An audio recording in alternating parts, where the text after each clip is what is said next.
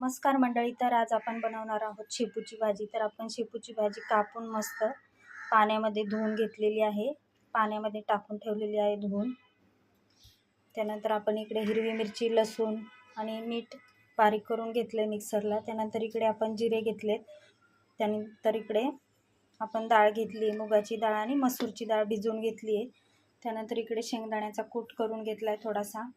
आणि आपण आता इकडे गॅस चालू केला आणि कढई गरम होण्यासाठी ठेवली आहे. आता त्यामध्ये आपण थोडंसं तेल टाकून घेणार आहोत.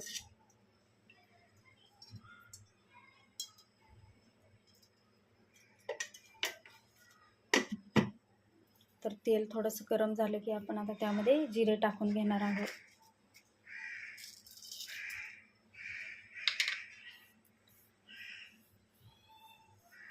आणि थोडेसे लसूण कट केलेले आहेत अर्धे, ते टाकून घेणार आहोत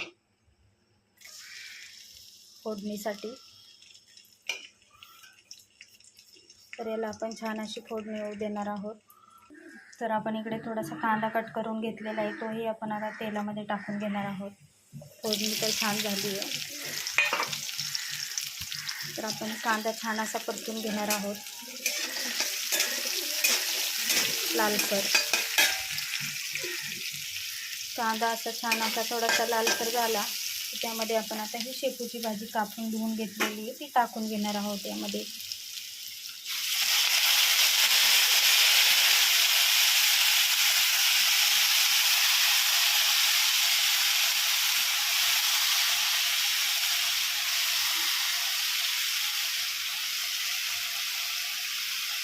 तर ती अशी छान अशी मिक्स करून थोडीशी तेलावर आपण आता ही परतून घेणार आहोत.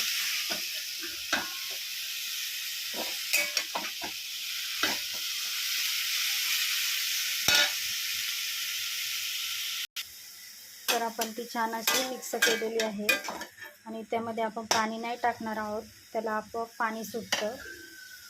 तर त्यामध्ये आता आपण डाळ भिजवून घेतलेली आहे ती टाकून घेणार आहोत.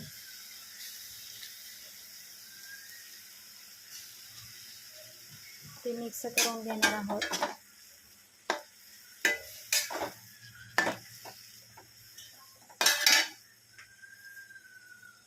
तर त्याला अशा प्रकारे पाणी सुटते. आपण डाळ पण टाकलेली भिजवून घेतलेली, तर यामध्ये पाणी टाकायचं नाही आहे. तर आपण आता इकडे हिरवी मिरची, लसूण आणि मीठ बारीक करून घेतलेलं आहे ते आपण टाकणार आहोत. ते तुम्ही तुमच्या चवीनुसार टाकू शकता. कोणाला तिखट आवडतं किंवा कोणाला कमी तिखट. तर मी इकडे 1 चमचा टाकून घेते. तर हे असं सर्व मिक्स करून घ्यायचं.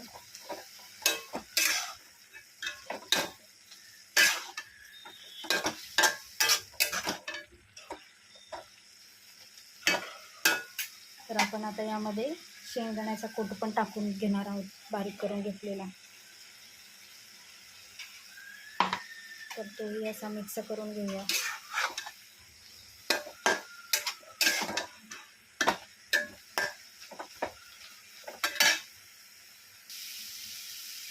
तर आपण ही भाजी आता याच्यावरती आपण 5 मिनिटासाठी झाकण ठेवूया, म्हणजे लवकर तयार होते कमी गॅस करून.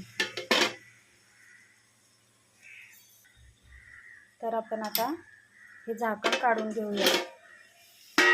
तर आपली भाजी आता खाण्यासाठी तयार झालेली आहे.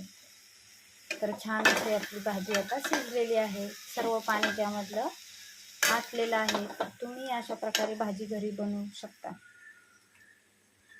तुम्हाला आवडली असेल तर नक्की ट्राय करा. त्यासोबत ज्वारीची भाकरी आणि भाजी मस्त लागते. तर नक्की ट्राय करा. व्हिडिओ आवडला असेल तर नक्की लाईक करा. थँक्यू.